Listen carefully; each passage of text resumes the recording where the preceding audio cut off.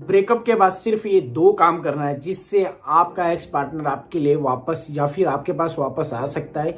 जिस तरीके से आपने अपनी वैल्यू खोई, उस वैल्यू के थ्रू आप मतलब वही वैल्यू के साथ वो इंसान आपकी रिस्पेक्ट भी करेगा, आ भी जाएगा आपके पास। लेकिन ये सिचुएशन वही वर्क करेगी जहां पे सच्चा प्यार था। मैं हर वीडियोस में यही बताता हूँ, जहां सच्चा प्यार होगा वही साइकोलॉजी यूज होगी। अदरवाइज बहुत सारे लोग फालतू रिलेशनशिप में भी अगर साइकोलॉजी यूज करोगे तो आप अपना टाइम वेस्ट करो, छोड़ दो उस इंसान को जो घटिया है। ठीक है, जहां पे सच्चा प्यार था, सामने वाले इंसान ने कभी आपसे प्यार किया, उसके लिए ये चीज वर्क करेगी। नमस्कार दोस्तों, मेरा नाम है हरीश, आप देख रहे हैं टिप्स विद हरीश। चलिए शुरू करते हैं। आप में से बहुत सारे व्यूअर मुझसे पर्सनली कॉल पे बात करना चाहते हैं। अगर आप प्राइवेटली बात करना चाहते हैं, हमारे दोनों के बीच जो भी बात होगी वो प्राइवेट रहेगी, वो किसी को शेयर नहीं की जाएगी। लेकिन कॉल पे जो बात करेंगे उसका चार्ज लगेगा। इसलिए मैं आपको बता दूं, ज्यादा जरूरत है तभी जाके कॉल बुक कराना, मुझे मैसेज कर देना व्हाट्सएप पे कॉल बुक करने के लिए। उसका चार्ज लगेगा जो व्हाट्सएप पे बताया जाएगा। अदरवाइज अगर आपको जरूरत नहीं है तो आप वीडियो से अपना काम चला सकते, कोई जरूरत नहीं कॉल बुक कराने की। ठीक है, अपने पैसे वेस्ट करने की। इंस्टाग्राम पे फॉलो कर लो, वहां पे फ्री में जवाब मिल जाएगा, क्योंकि वहां पे मैं लाइव आता रहता हूँ। ठीक है, सामने वाला इंसान ब्रेकअप करके चला गया। अभी मैं पहले तो ब्रेकअप की सिचुएशन की बात कर लेगा। मैं जैसे काउंसलिंग करता हूँ ना, तो लोगों को मेरे पास कॉल आते हैं और ऐसे ऐसे सिचुएशन आती कि मुझे हंसी आती लोगों के ऊपर। सर मैं उस इंसान के साथ रिलेशनशिप में थी, सामने वाले ने मुझसे ब्रेकअप कर लिया। जब मैं रीजन पूछता हूँ कि क्या रीजन है ब्रेकअप करने का, सर उसने बोल दिया कि अब मेरे को तेरे में इंटरेस्ट नहीं है, अब हमारा फ्यूचर है नहीं, अब हमारा ये नहीं, अब हमारा वो नहीं है। लोग वो इंसान ऐसा बोल रहा है। अरे यार, जो इंसान आपको ये बोल रहा है कि हमारा फ्यूचर है नहीं, बहुत सारे लोग मुझे बोलते हैं सर वो बोल रहा है हमारी शादी नहीं हो सकती, मेरी फैमिली नहीं मानेगी, मेरी फैमिली तो बहुत अच्छी ये है, मेरी फैमिली बहुत, मेरी मम्मी जी बहुत स्ट्रिक्ट है, मेरे फादर ऐसे है, वो नहीं मानेंगे, ये नहीं मानेंगे, मेरे फादर से डर लगता है, मम्मी से डर लगता है। ऐसे कमेंट्स आ रहे सर, इसकी वजह से फिर मैं उसने मेरे से ब्रेकअप कर लिया।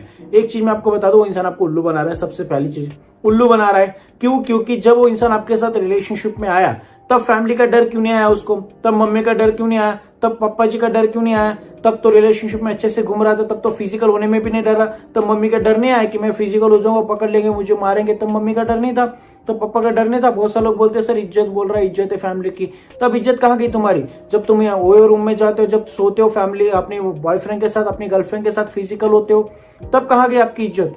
हाँ, अगर जो इंसान जिसके साथ आप रिलेशनशिप में थे, वो इंसान अगर ऐसे बहाने बना रहा है तो समझ लो वो इंसान फैमिली के नाम पे खुद छुप रहा है।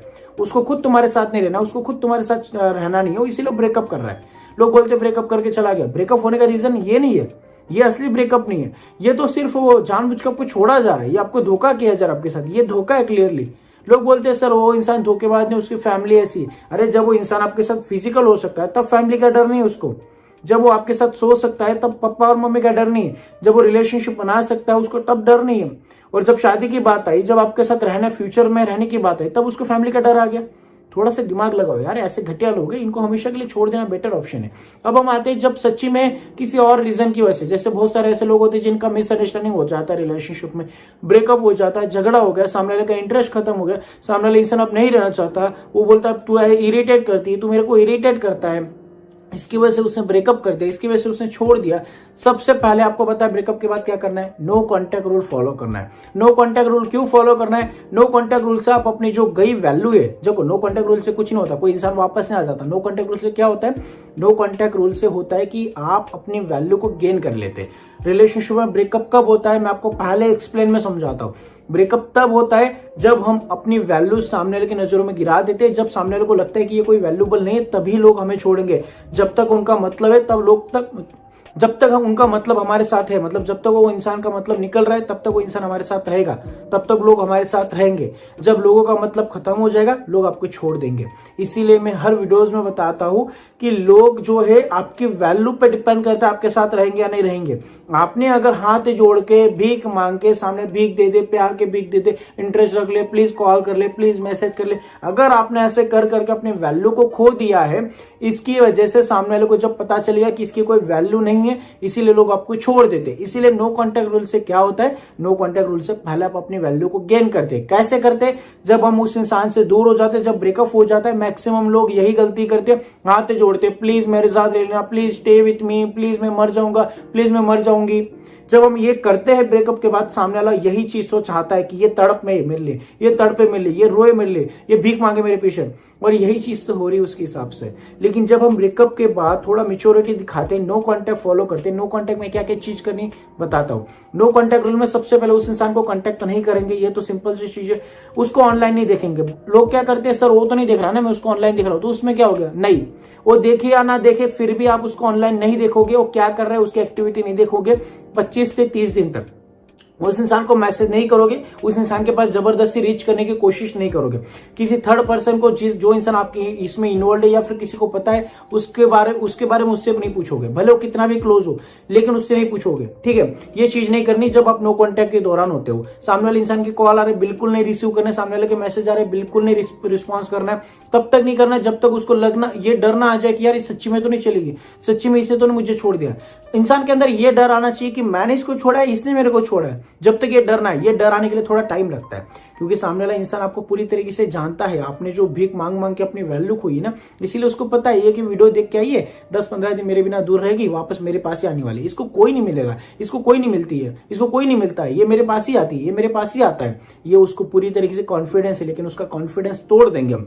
कैसे तोड़ेंगे? थोड़ा पेशेंस रखना पड़ेगा। पेशेंस नहीं आपके अंदर, पेशेंस का ही प्रॉब्लम है लोगों के अंदर ना। सर मैंने इतने दिन, अरे यार दिन मत गिनो, आप रियलिटी के बेस पे चलो। अगर मैंने बोला है नो कांटेक्ट, तो नो कांटेक्ट ऐसा नहीं 1 दिन हो गया, 2 दिन हो गया, 3 दिन हो गया, 4 दिन हो गया, ऐसे गिन गिन के मत चलो। नो कांटेक्ट का मतलब होता है रियलिटी पे जीना, रियल लाइफ जीना। जो सामने वाला गया तो फिर उसको देखना नहीं है वापस मुड़ के कहां जा रहा है, किसके पास जा रहा है, क्या कर रहा है, ऑनलाइन रह रहा है, किससे बात कर रहा है, किधर जा रहा है, खुश रह रहा है, दुखी रह रहा है, रो रहा है, स्टेटस क्या लगा रहा है, कोई जरूरत नहीं है। सामने वाला इंसान जो कर रहा है कर रहे, तो अपनी लाइफ बहुत अच्छी तरीके से एंजॉय करनी। सर वो तो उसने तो मुझे ब्लॉक कर दिया, फिर वो कैसे देखेगा मैं खुश हूं? कोई जरूरत नहीं उसको दिखाने की। आप खुश रहो अंदर से अपने आप। यहाँ पे लॉ ऑफ अट्रैक्शन का वर्क होता है। अपने आप सामने वाले को रियलाइज हो जाएगा कि यार ये इंसान तो खुश है, कहीं ना कहीं से तो पता चलेगा ही। तब सामने वाले को डर आ जाएगा कि यार ये चीज है। इसलिए ब्रेकअप के बाद ये 2 चीजें बहुत इंपॉर्टेंट होती है, नो कॉन्टैक्ट रूल और अपनी हैप्पीनेस। ये 2 चीजें बहुत इंपॉर्टेंट है। आप सामने वाले को शो करोगे। अगर नो कॉन्टैक्ट में हो तो जो चीजें मैंने बताया आपको वो नहीं करनी, और अगर आप हैप्पीनेस शो करो तो हैप्पीनेस में क्या करना है आपको? सामने वाले इंसान को जबरदस्ती नहीं दिखाना कि मैं खुश हूं। अपने अंदर आप खुद को खुश रखो, अपने आप खुद के अंदर पॉजिटिव वाइब्स आएंगे। खुद को अंदर ही अंदर खुश रखो, उसको दिखाने के लिए नहीं तो खुद फेस पे स्माइल है लेकिन अंदर दुख है, अंदर दर्द है। तो आप लाइफ में कभी नो कांटेक्ट या फिर आप किसी को पा नहीं सकते। सच्ची में खुश रहोगे तो लोगों को भी पता चलेगा कि ये वैल्यूएबल इंसान है, इसको फर्क नहीं पड़ता। लोगों को कब फर्क नहीं पड़ता? जब आपको फर्क नहीं पड़ता किसी के जाने से, तब लोगों को फर्क पड़ता है। आपके पास आने के लिए लोग मजबूर हो जाते हैं। तब लोग चाहते हैं कि यार ये इंसान कितना अट्रैक्टिव है, इसको कोई फर्क नहीं पड़ता, ये कितना मजबूत है, इसको कोई छोड़ दे, इसको फर्क नहीं पड़ता। लोग ऐसे इंसान के साथ रहना चाहते हैं जिसके अंदर एक पॉजिटिव एटीट्यूड है। ये पॉजिटिव एटीट्यूड वाली चीज मैं 1000 वीडियोज में बता चुका हूं। पॉजिटिव एटीट्यूड रखो अपने अंदर। नहीं सर मैं उसके पीछे नहीं, सर मैंने उसको ये कर लिया, मैंने यहां से देख लिया, सर ये कर लिया, सर वो आता ही नहीं, मैंने सब कर लिया। कुछ मत करो। जो मैं चीजें बता रहा हूं उसको रियलिटी के बेस पे जीना सीख जाओ, अपने लाइफ को एंजॉय करना सीख जाओ। लोग अपने आप झक मार के आपके पास आएंगे जब लोग देखेंगे कि कितना अच्छा बंदा है, कितना खुश रह रहा है, इसको कोई फर्क ही नहीं है। लोग हमेशा आपको दुखी देख के आपके पास नहीं आएंगे, आपको खुश देख के आएंगे। ये रियलिटी है। अगर आप करेंगे तो डेफिनेटली वर्क करेगा, और डेफिनेटली अगर नहीं भी आता ना घंटा फर्क नहीं पड़ेगा, क्योंकि आप आराम से मूव ऑन भी कर जाएंगे। ऐसी लाइफ होनी चाहिए कि किसी के जाने से फर्क ना पड़े, किसी के आने से फर्क ना पड़े। यही लाइफ बहुत इंपॉर्टेंट है आपके लिए। आई होप कि आप मेरे पॉइंट को समझ गए। अगर समझ गए तो प्लीज वीडियो को लाइक शेयर और सब्सक्राइब करें। Thank you so much for watching this video. Take care, bye bye. Please subscribe जरूर करके जाना, आप लोग सब्सक्राइब नहीं करें। Thank you so much.